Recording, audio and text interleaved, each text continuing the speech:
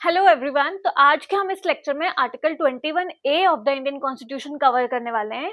इसमें हम सबसे पहले अमेंडमेंट पढ़ेंगे कि ये कौन सी अमेंडमेंट से आया, कब आया, और इससे रिलेटेड हम केस लॉस पढ़ेंगे और प्लस सबसे इम्पोर्टेंट चीज बेयर एक्ट पढ़ेंगे। तो सबसे पहले बेयर एक्ट से स्टार्ट करते हैं क्योंकि बेयर एक्ट को पढ़ना बहुत जरूरी है। तो article 21A is right to education.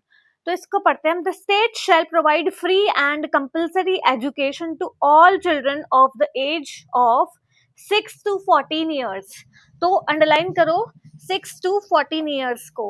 तो इसका मतलब ये राइट टू एजुकेशन किसको मिलता है? 6 to 14 ईयर्स के बच्चों को बस। ठीक है, उसके बाद 14 ईयर्स के बाद क्या होता है अभी हम ये भी पढ़ने वाले हैं।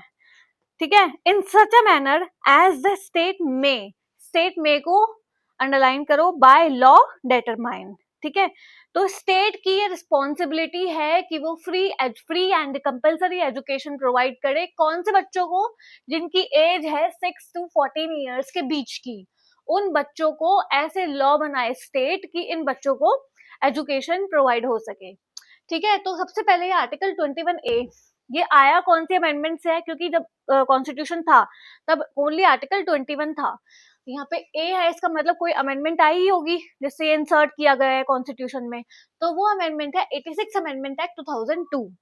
ये बहुत ज्यादा इंपॉर्टेंट अमेंडमेंट है और ये प्री का फेवरेट क्वेश्चन है कि ये कौन से ये वाला आर्टिकल 21A कौन से अमेंडमेंट से इंसर्ट किया गया है इन द इंडियन कॉन्स्टिट्यूशन। तो दैट इज 86 अमेंडमेंट एक्ट 2002। ठीक है, तो अब ये तो समझ में आ गया कि आर्टिकल 21A बोलता क्या है। ठीक है, अब इससे रिलेटेड हम कुछ केस लॉस पढ़ने वाले हैं और ये 3 case laws are more than enough. So the first case law is Mohini Jain versus state of Karnataka 1992। ठीक है, ये इंपॉर्टेंट केस लॉ है। Mohini Jain versus state of Karnataka में सुप्रीम कोर्ट ने क्या बोला? सुप्रीम कोर्ट ने ये बोला कि ये जो आर्टिकल 21A है ये is directly flowing from article 21। ठीक है, article 21A is directly flowing from article 21। इसका मतलब आर्टिकल 21A जो है ना वो आर्टिकल 21 से फ्लो करके निकल रहा है। ठीक है, बस सुप्रीम कोर्ट ने इस केस में ये बोला। जो इंपॉर्टेंट हेल्ड पोर्शन है मैं केवल आपको वो बताती हूँ और इससे ज्यादा अंदर डीपली घुसने का आपका कोई ऐसा मतलब भी नहीं है। Second is Unni Krishnan versus state of Andhra Pradesh 1993। इस केस में सुप्रीम कोर्ट ने सबसे पहले तो यही बोला कि article 21A is flowing from article 21। ठीक है, और इसके साथ सुप्रीम कोर्ट ने इस केस में ये बोला कि एक एज लिमिट है। ठीक है, हर स्टेट को कौन सी एज के बच्चों को right to education, free and compulsory education provide करनी होगी। तो वो है 6 to 14 ईयर्स। मतलब स्टेट की रिस्पॉन्सिबिलिटी 14 ईयर्स तक लिमिट है। ठीक है, लिमिटेड है 14 ईयर्स तक। 14 ईयर्स के बाद क्या होगा? फिर क्या स्टेट की कोई रिस्पॉन्सिबिलिटी नहीं है?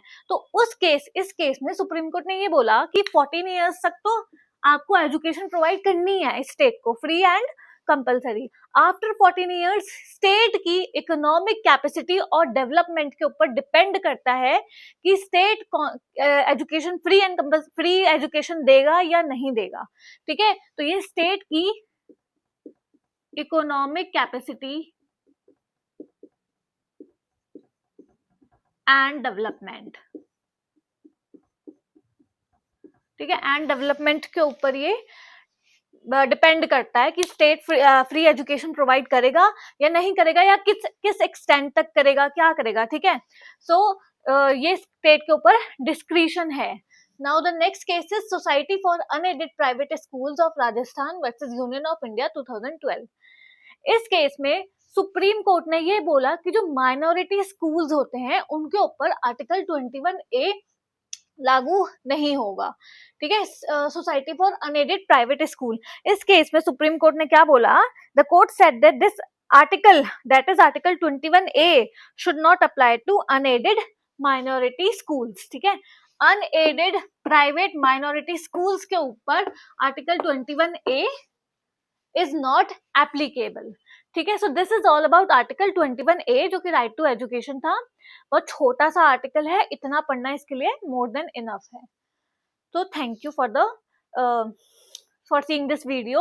और अगर आपको मेरे लेक्चर्स अच्छे लगते हैं तो वीडियो को लाइक करो और चैनल को सब्सक्राइब करो। Thank you.